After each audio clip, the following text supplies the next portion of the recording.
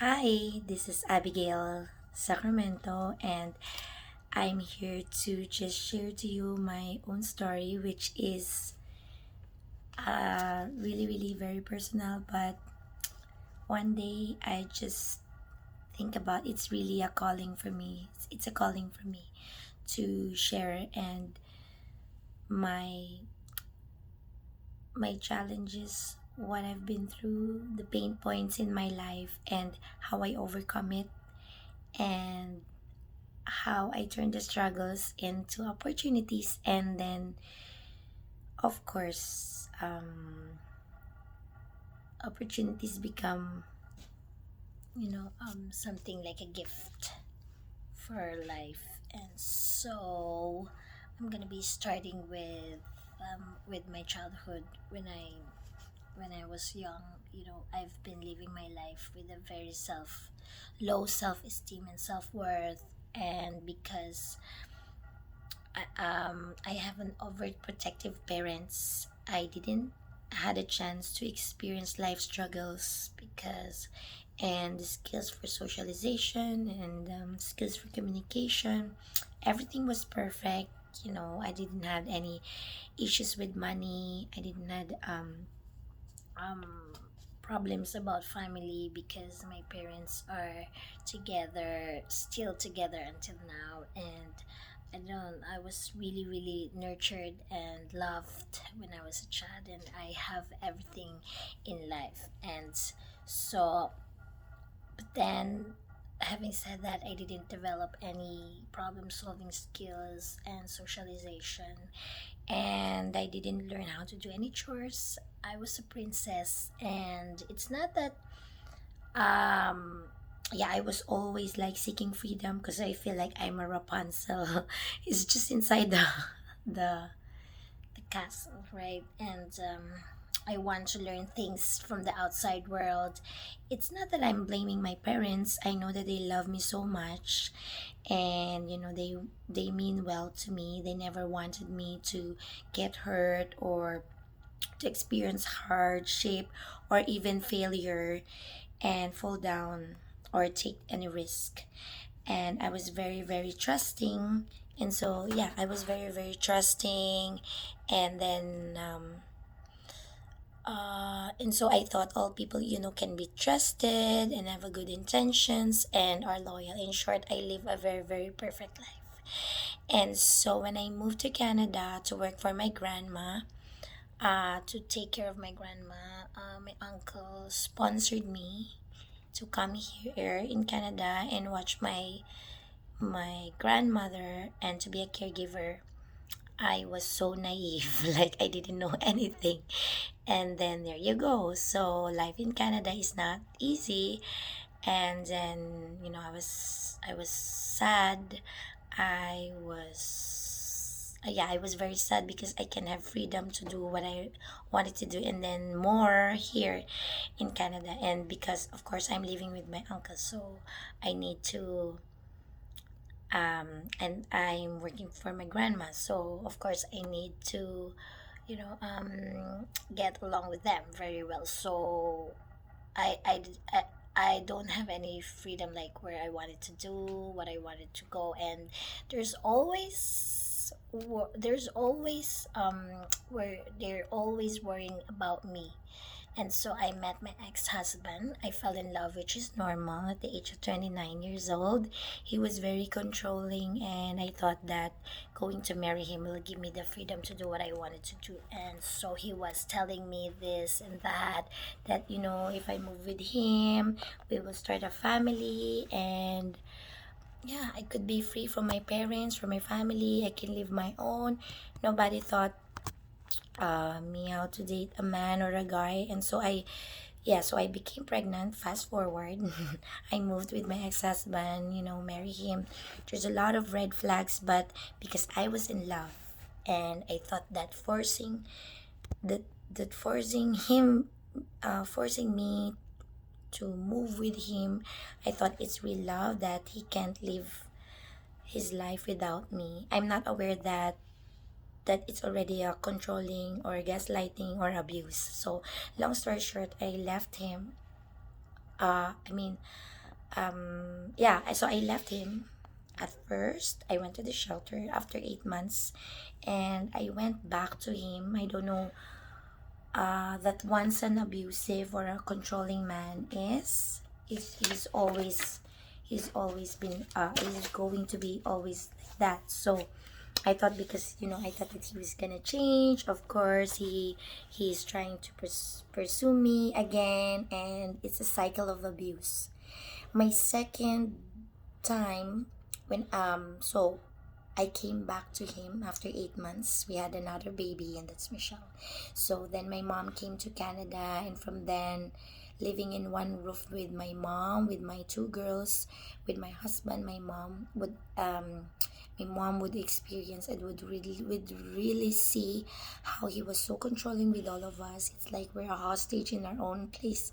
He was a narcissist, although he was not really diagnosed with it, because he doesn't want to go to the doctor, and because he believed that nothing is wrong with him. So one day, on a Christmas Eve of December 23rd, 2013, I fled. We fled away from my abusive husband in a winter storm with my senior citizen mom, with my 5-year old and the 2-year-old toddler.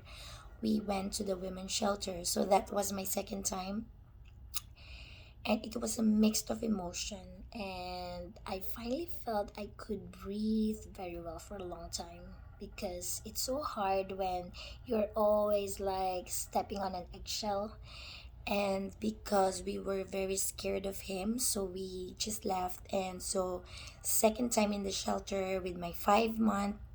Well, at first, on the first time, it's just me. I was a new mom with my Maggie was like 4 months old, and this time is the second time we went to the shelter, but this time it's with my 5 month old baby, with a 2-year old, and my mom, who just came to Canada, just to visit, instead of welcoming her to Canada, there to visit us.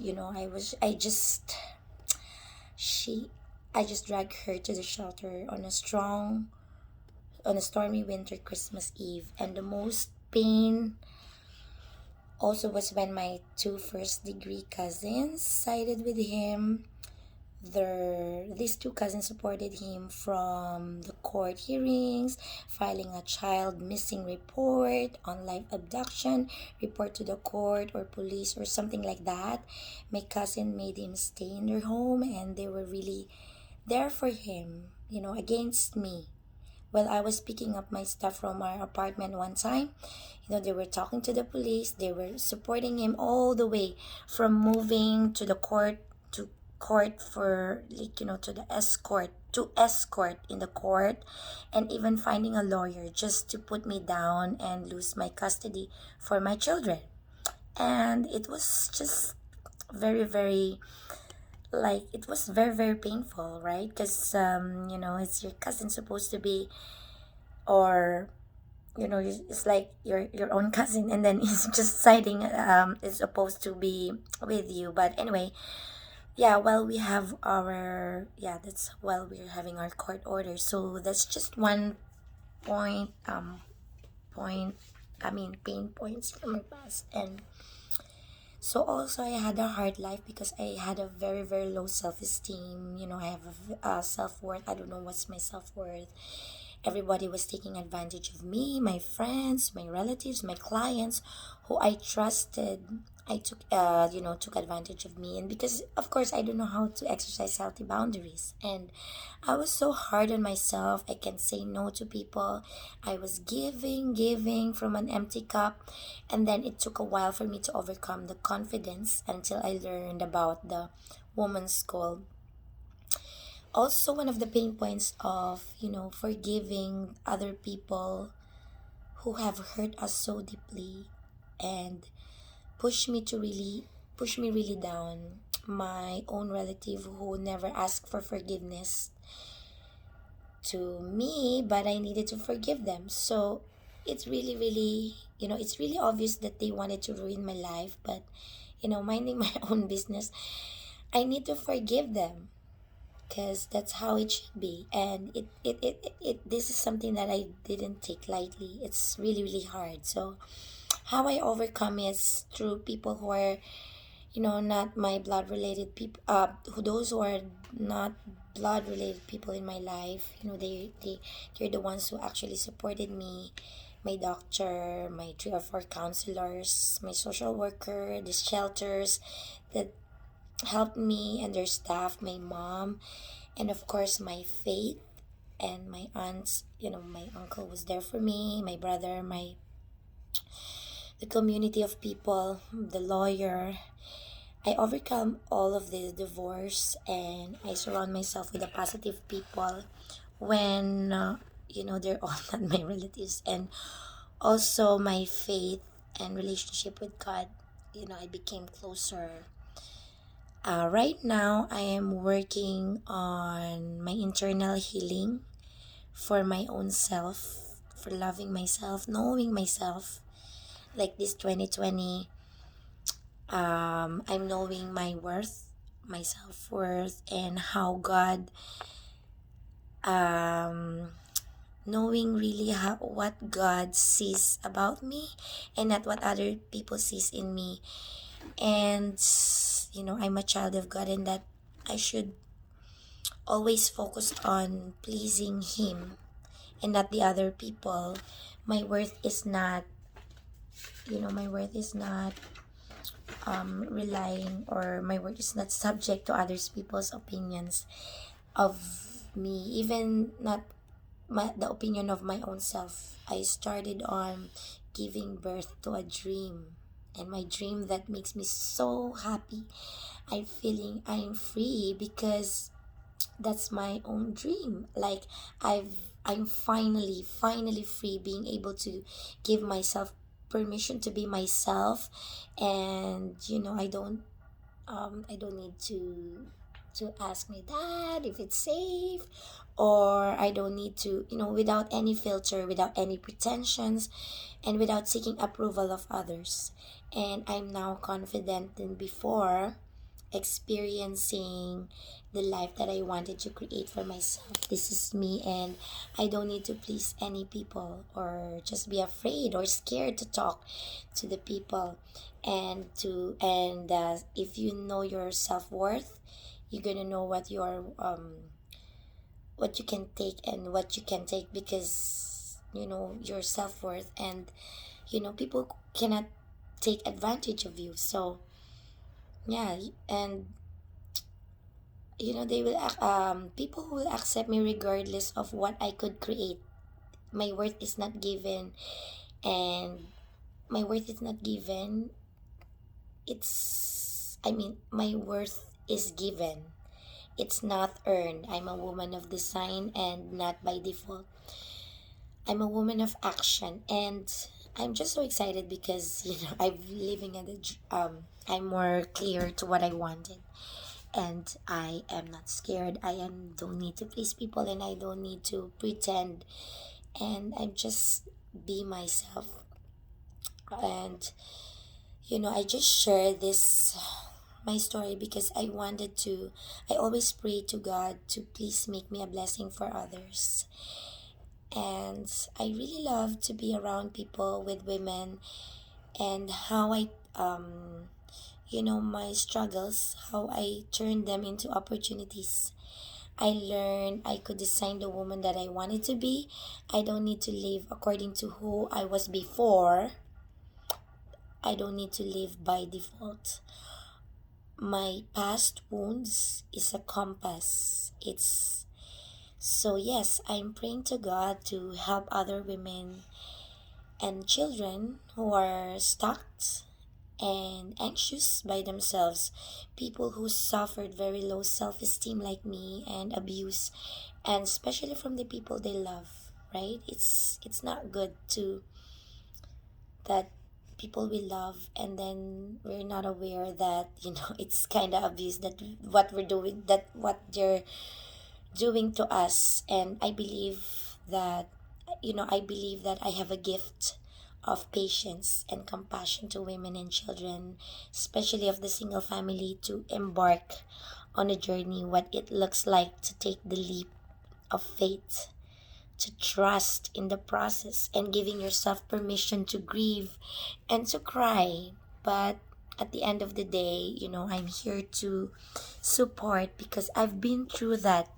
I've been through that situation and I know exactly how it feels. And to assure that life is beautiful, and God said, life is not easy. He didn't promise us an easy life, but it is worth it. God created us not to just to live by. He created us for his son, for his own pleasure. He gave his only begotten son to really be with us and to give us a life. He gave us the dream, and that dream our place to be fulfilled. It's our God-given dreams. And ladies, or everybody, we cannot change the past, but we can change what is ahead of us. And I'm here to support, to be of service whenever, I'm here, join. So that's why I'm here. I joined the women's school to help women overcome their fears and self-doubt, because the women's school really helped me a lot. Like, not only I learned, because learning is good, but it's the transformation that helped me, that gave me the woman, that the women's school gave me. It's overcoming the fear and self-doubt to reclaim the dream that was hidden, and to help create the life that we've always wanted to be, and to deserve what the dream that we deserve, right? And I also working as a certification as a kids life coach, because I have this passion of working with children. And yes, I love children. And yeah, I used to work as a home daycare provider. And because I love being with children, I'm working as on a certification as a kids life coach. And that's also what I had, I experienced growing up, developing. I need to develop.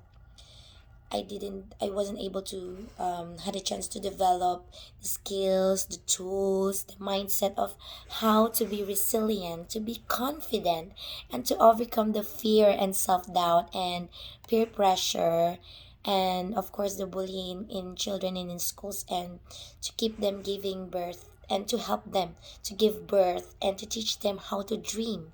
Because why is it important to dream and to chase our dreams?